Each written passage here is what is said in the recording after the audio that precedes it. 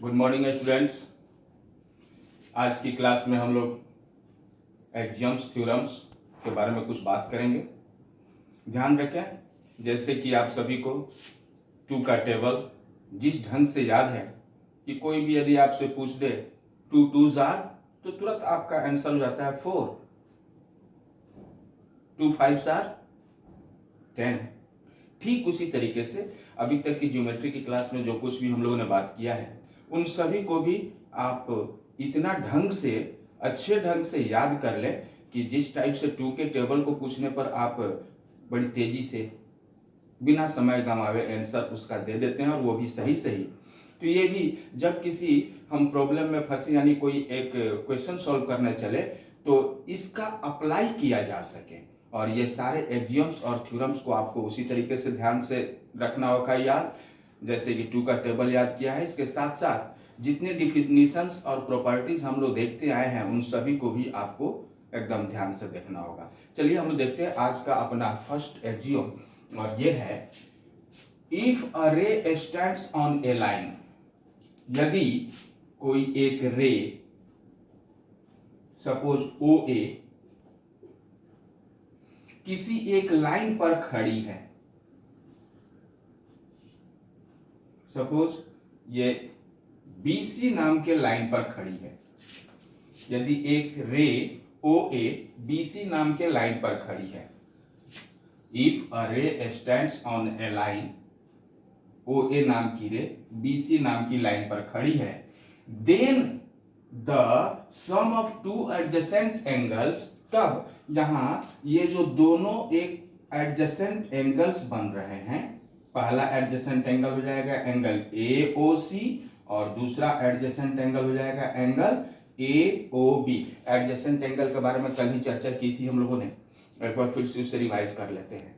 Adjacent angles वैसे angles को कहते हैं जिसमें एक कॉमन वर्टेक्स हो, एक कॉमन आर्म हो, और साथ ही साथ इनके जो दोनों नॉन कॉमन आर्म हैं OC और OB, इस कॉमन आर्म OA के अपोजिट डायरेक्शन में हो। इट मींस यदि एक लेफ्ट में है तो दूसरा राइट में हो, एक अपर साइड में है तो दूसरा लोअर साइड में हो। तो यहां पर AOC और AOB ये दो जो एडजेसेंट एंगल्स बन रहे हैं, सो फॉर्म्ड इज 180 डिग्री। इन दोनों एडजेसेंट एंगल का सम कितना हो जाएगा? 180 डिग्री। इट मींस ऐसे कहा जा सकता है यदि OA लाइन BC पर खड़ी है तो यहां बनने वाले दो angle, angle AOC plus angle AOB equals 180 degree.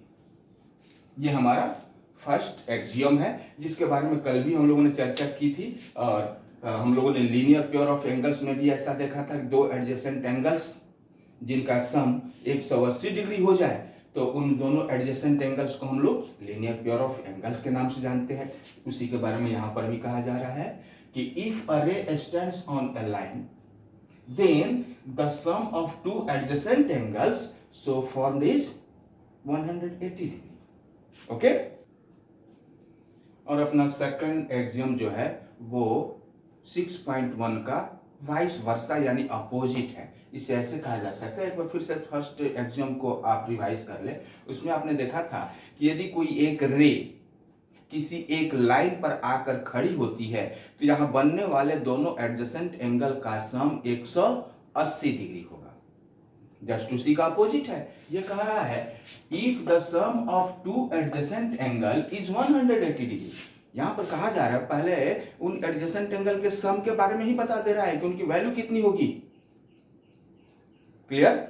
यहां कहा जा रहा है कि यदि किसी भी दो एडजेसेंट एंगल का सम टू राइट एंगल या 180 डिग्री के बराबर हो, then the non common arms, तब इन दोनों एडजेसेंट एंगल के, ध्यान रहे एडजेसेंट एंगल जब होंगे तो उसमें एक आर्म कॉमन हो जाएगी और बाकी एक एक आर्म दोनों एंगल के नॉन कॉमन होंगे।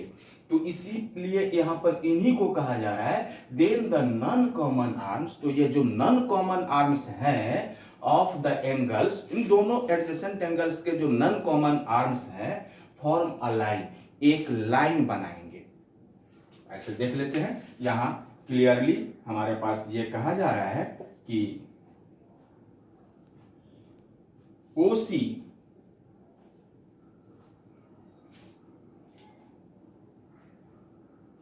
AB पर खड़ी है, 6.1 एक्सियोम। OC नाम का रे AB नाम की लाइन पर खड़ी है, तो यहां बनने वाले दोनों एडजेसेंट एंगल का सम 180 डिग्री होगा।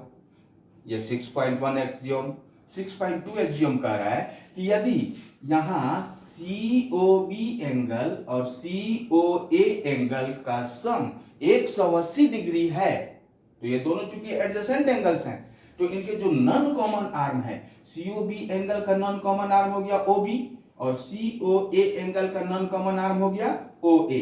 तो यह OB और ये OA ये मिलकर AOB बनेंगे और यह AOB क्या होगा, एक लाइन होगी। बड़ा इंपॉर्टेंट एक्सियोम है, इसको एकदम ध्यान से रखिएगा लोग याद, क्योंकि आगे आने वाले बहुत सारे क्वेश्चंस में इनका यूज होने वाला है, जहां कहीं भी हमें यह पता करना होगा कि साबित करो कि AB एक लाइन है, तो इसका इस्तेमाल करने के बारे में हम लोग सोचेंगे क्या इस एक्सियोम का वहां पर इस्तेमाल हो सकता है या हो रहा है। इन सभी चीजों पर ध्यान से देखेंगे। जैसे कि आप लोग पहले से भी अलजेब्रा में 6-7 क्लास से ही सीखते आ रहे हैं, A+B का whole square equals A² + B² + 2AB।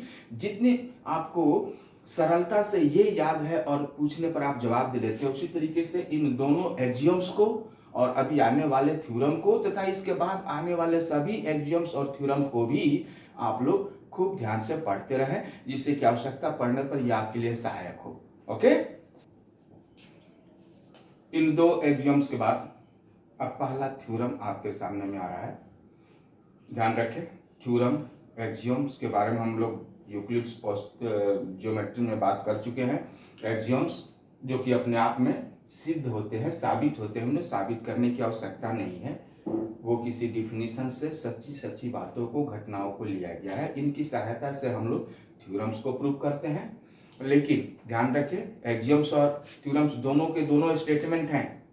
एक्सियोम्स सच्ची सच्ची घटना है, सच्ची बात है, उसे प्रूव करने की आवश्यकता नहीं, वो स्वयं सिद्ध है, अपने आप में सिद्ध है।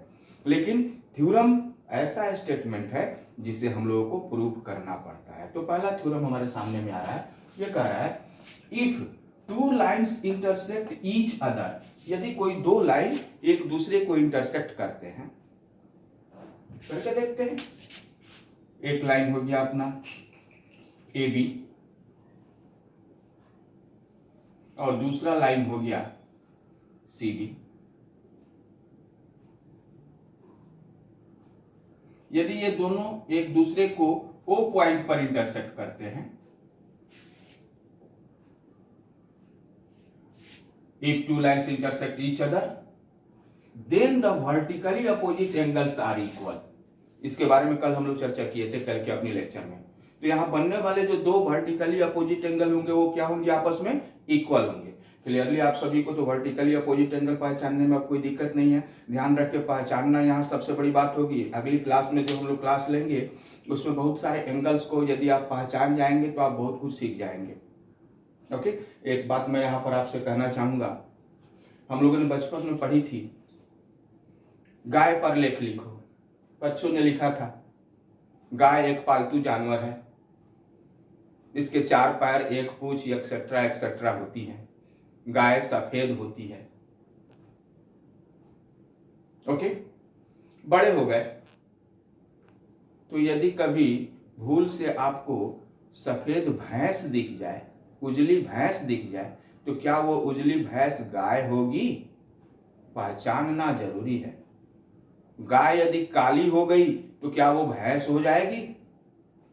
पहचानना जरूरी है, गाय कौन है, भैंस कौन है। यदि पहचान गए तो आपने जीत हासिल कर ली। तो यहां पर भी आपको पहचानते हुए आगे बढ़ना होगा। क्लियरली कहा जा रहा है then the two vertically opposite angles are equal.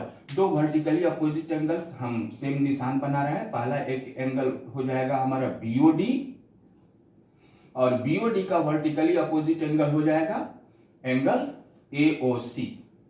ठीक उसी तरीके से दूसरा पेयर वर्टिकली अपोजिट हो जाएगा एंगल BOC और एंगल AOD। तो हमारे इस थ्योरम में कहा जा रहा है कि यही दोनों वर्टिकली अपोजिट एंगल्स आपस में इक्वल होंगे। फिगर तो क्लियर हो गया। अब इस काम को करने के लिए कुछ नियम आप सीख ले। जब कभी भी किसी प्रॉब्लम में फंसे या किसी क्वेश्चन को सॉल्व करें, प्रूव करें, तो उसके कुछ अपने स्टेप्स होते हैं, उस स्टेप्स को ध्यान दे। आप एम तो पहले लिख ही देंगे, उसके बाद उससे आप फिगर बनाएं। फिगर बनाने के बाद में आपको क्या क्या चीजें दी गई हैं उसे गिवन के रूप में लिख दीजिए। अब क्या क्या चीजें दी गई हैं ये आपको अपने कॉमन सेंस से सोचना होगा। यहां क्लियर कह रहा है if two lines intersect each other, यदि दो लाइंस एक दूसरे को इंटरसेक्ट करती हैं then the vertically opposite angles are equal. तो यहां दिया गया जो दो वर्टिकली अपोजिट एंगल का पेयर बनेगा वो दोनों आपस में क्या होगा, इक्वल होगा। अभी अभी थोड़ी देर पहले हम लोगों ने एक एक्सियोम पढ़ा है जिसमें यह देखा है कि कोई एक रे यदि एक किसी लाइन पर आकर खड़ी है तो वहां दो एडजेसेंट एंगल्स बनेंगे और उन दोनों एडजेसेंट एंगल्स का सम क्या होगा, 180 डिग्री।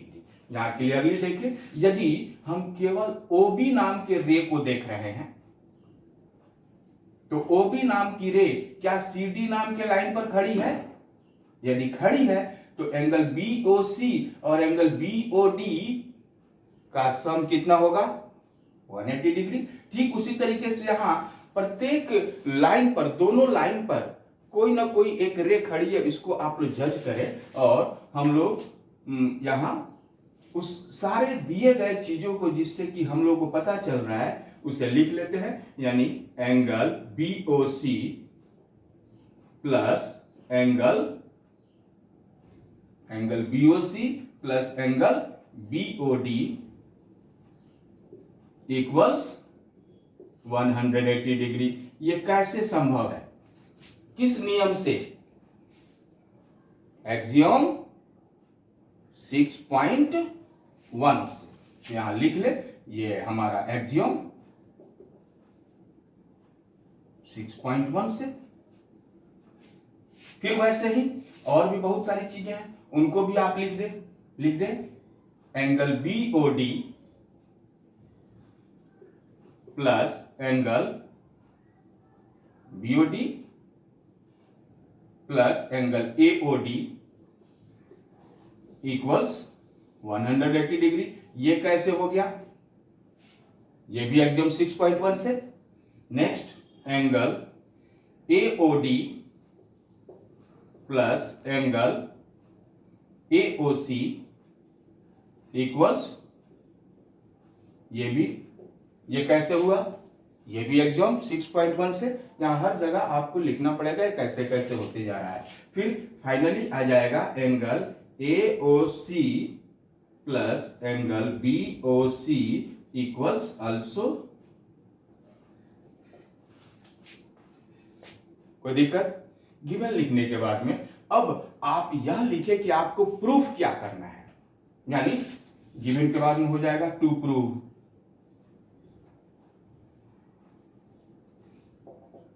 क्या प्रूव करना है? पहला पेयर वर्टिकली अपोजिट और दूसरा पेयर वर्टिकली अपोजिट एंगल दोनों इक्वल होने वाले हैं। तो यहां आपको लिखना पड़ेगा, पहला पेयर लिख लेते हैं angle AOC equals angle BOD और दूसरा pair angle BOC equals angle AOD। ये हमें साबित करना है। ओके, टू प्रूफ के बाद अब हमें लिखना होगा प्रूफ, PROOF, प्रूफ। और इस प्रूफ में यदि आवश्यकता हो तो आपको कंस्ट्रक्शन लिखना होगा। यानी आपको कुछ ड्राइंग यदि करनी होगी अपनी इस पिक्चर में तो उसे लिखना पड़ेगा कंस्ट्रक्शन में। यदि नहीं आवश्यकता है तो नहीं भी लिख सकते हैं। क्लियर? अब आते हैं प्रूफ में। तो ध्यान दे, मैं यहां फर्स्ट जो इक्वेशन हमारे पास मिल रहा है angle A O C equals angle B O D, मैं इसको प्रूव करके दिखा रहा हूं। और आप सभी लोगों के लिए होमवर्क में हो रहा है कि ये सेकेंड वाला जो एंगल है वर्टिकली पेयर अपोजिट एंगल्स जो है, इनको आप अपने घर से प्रूव करके मुझे व्हाट्सएप के माध्यम से, मेरा नंबर जो है 9572831637 पर भेज कर दिखाएं, ताकि मुझे पता चले कि आप लोग मेरे वीडियो को केवल वीडियो के रूप में देखते आ रहे हैं, मूवी के रूप में देखते आ रहे हैं, सीरियल के रूप में देखते आ रहे हैं, या कुछ इससे सीख भी रहे हैं। ओके, अब यहां आप सभी को क्लियर पता है कि हमें यह प्रूव करना है कि एओसी एंगल और बीओडी एंगल आपस में इक्वल होंगे। तो आप मन ही मन यह सोचे कि एओसी एंगल कहां है और बीओडी एंगल कहां है।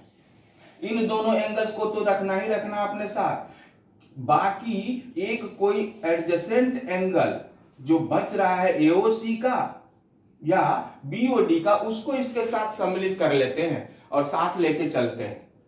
मैं यहां बीओसी नाम के एंगल को लेके चल रहा हूं, तो जरा ध्यान से देखेंगे, क्या angle AOC plus angle BOC की कुछ वैल्यू आपने गिवन में लिखी थी क्या? 180 डिग्री। कैसे ये 180 डिग्री हो गया? तो आपने गिवन में चूंकि लिख लिया है, इसलिए अब यहां लिख सकते हैं गिवन। यदि गिवन में नहीं लिखा होगा तो यहां पर आपको लिखना पड़ेगा फ्रॉम एक्सियोम 6.1 और इसे इक्वेशन 1 बना दें। ओके, अब इसी बीओसी को अब इस बीओडी के साथ ऐड करके देखें, यानी angle BOC plus angle BOD equals again 180 degree. ये भी गिवन है और इसे इक्वेशन 2 कर दें। इन दोनों इक्वेशंस को जरा ध्यान से देखें। पहले इक्वेशन में एओसी एंगल बीओसी एंगल के बराबर है। कहां बराबर है यार? ये तो दोनों सप्लीमेंट्री एंगल है। सर जो बोल दे वही सही है, आपके पास अपना दिमाग नहीं। ध्यान से, एंगल एओसी और एंगल बीओसी का सम 180 डिग्री है और साथ ही साथ एंगल बीओसी और एंगल बीओडी का सम भी 180 डिग्री है। यानी इन दोनों इक्वेशन के यदि आरएचएस इक्वल है, राइट हैंड साइड इक्वल है, तो क्या इनका लेफ्ट हैंड साइड भी इक्वल होगा?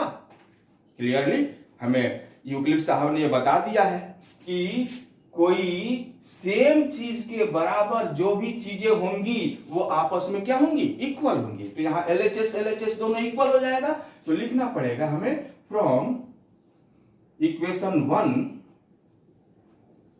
And 2 angle AOC plus angle BOC, first equation का एलएचएस इक्वल्स सेकंड इक्वेशन का LHS angle BOC plus angle BOD. Clear है? अब यहां देखिए, यह बीओसी और बीओसी एलएचएस में भी है और आरएचएस में भी है। किसी एक बीओसी एंगल को यदि साइड चेंज करा देते हैं तो वो अपना निशान बदल देगा, चिन्ह बदल देगा। इधर पॉजिटिव है, एडिशन में है, तो दूसरे साइड जाके क्या हो जाएगा? निगेटिव हो जाएगा, सब्ट्रैक्शन हो जाएगा। और दूसरे साइड में जाएगा तो सब्ट्रैक्शन में होने के नाते ये घट जाएगा और घट कर 0 हो जाएगा। ध्यान रखें, आप लोग के ध्यान में होता है ये कट जाएगा, कटता है डिवाइड में, और जब कटता है डिवाइड होती है तो वहां पर कोसेंट 1 हो जाता है, इसलिए हम लोग यहां पर कहेंगे घट जाएगा। और घट जाएगा तो ये बीओसी इस बीओसी के साथ घट गया, ना कि कट गया। कंफ्यूजन हो जाती है तो आगे चल के आपको दिक्कत हो जाएगी। तो ये 0 हो गए। फाइनली हमारे पास में क्या बच गया? Angle AOC equal angle BOD. लीजिए सर, प्रूव्ड हो गया।